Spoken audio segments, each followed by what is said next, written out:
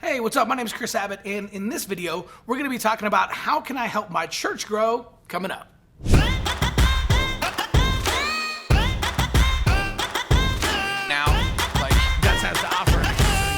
Hey, what's up? If we're meeting for the first time, my name is Chris Abbott, and I've been helping churches with church growth for the last 7 years. So in this video, we're going to help you figure out where your church is in the 7 life cycles of a church so that you can figure out how to grow from where you're at right now. All right, so over the years, I found a lot of great resources, and I learned about the 7 life cycles of a church from Tony Morgan's book, The Unstuck Church.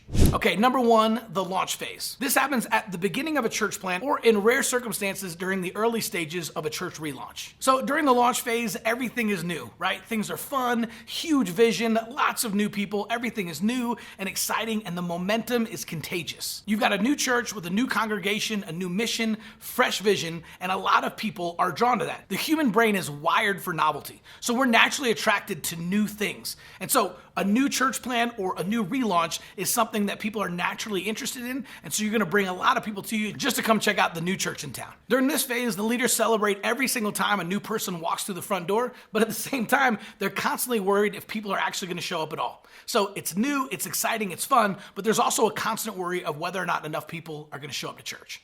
Number 2, momentum growth. Now, this might be the most fun phase of an entire church life cycle because everything is new and it's fun and it feels like you're in the zone. You can't do anything wrong. Every time you have an event, a ton of people show up. Every time you have a church service, a ton of people show up. People are inviting their friends and you're not even asking them to. Literally, it's like you can do nothing wrong. Growth seems to be happening supernaturally. New people invite new people, and every single Sunday feels bigger than the one before. In this season, momentum is contagious, and it feels like you're part of something magical and special. You're part of a movement, and everybody in the church can feel it. So one of my friends is actually pastoring a church that's in the middle of the momentum growth phase right now, and it's a lot of fun, right? So there's new people every single Sunday. People are giving. There's plenty of money to fund the mission, and everything the pastors wanted to do for the last several years is all now within grasp. And everything you do in the momentum growth phase comes down to reaching more people.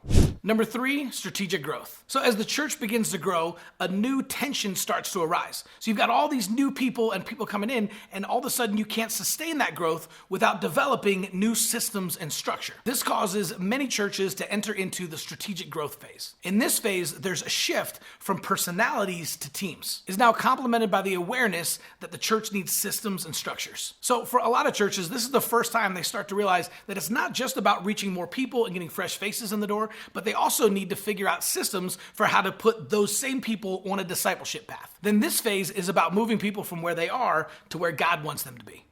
All right, number 4, the sustained health phase. This is the phase that every single church should strive to get into.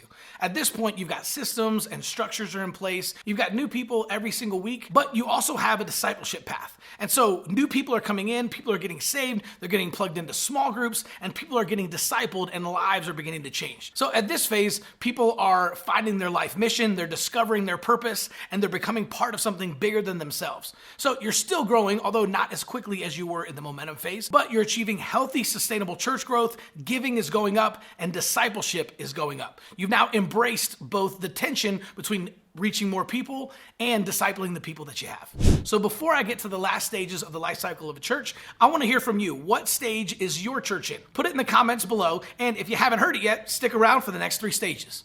Number 5 is maintenance. Now, if churches aren't careful, they can easily slip from sustained health into maintenance. And most of the time, it's really hard to tell that this is even happening because even in the maintenance phase, the church is still growing, giving might still be going up, and people are still getting saved, getting baptized, and getting plugged into small groups. Most churches don't end up here on purpose, but if you don't put proper guardrails in place, every single church in the sustained health phase is going to drift towards maintenance. Churches begin to focus more on the people they already have and that are already connected to the church rather than reaching new people.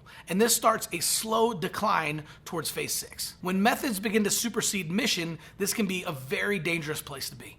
Number 6, preservation. Now, if churches aren't careful, they can move from maintenance phase into preservation. And it's really hard. By the time you end up in preservation, it can be really tough to turn things around. And at this point, the methods start to become sacred and nobody wants to mess with them. These are the churches that you see where if you decide to cut a ministry or make a small change, everybody freaks out because now the methods are sacred and people aren't worried about the mission. It's all about the methods. A lot of times the congregation will start to run the pastor out of town whenever he challenges the status quo. And starts trying to make any changes whatsoever. People start to become concerned about the decline of the church, and what they typically do is start reaching out to the people who have left, trying to get them to come back in. But what the church actually needs is fresh leadership and a fresh vision.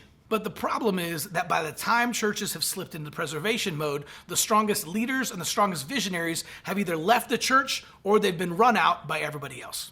And finally, number 7, life support. Or sometimes call this one the death rattle. Once a church ends up here, they either close the doors for good or they experience a relaunch. The crazy part is a lot of churches would actually rather die and close the doors than go through the painful rebirth experience, which is crazy when you think about it. But a lot of churches hold on to those methods, those traditions they've been doing, and rather than try to change all that and relaunch with a fresh vision, most churches choose to just shut their doors. It's this stubborn attachment to the past that drives a church's downfall into this phase. Personal preferences win out over discipleship, and at this point, attendance begins to decline and the money eventually runs out.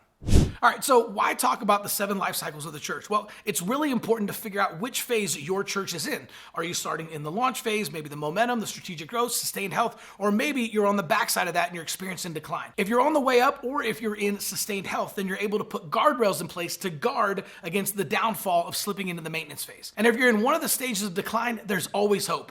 You can take a look at some of the churches that have fresh vision that are in the momentum or launch phase, and you can begin to copy what those guys do. You might need to do a relaunch. You might just need a realignment and to launch with fresh vision.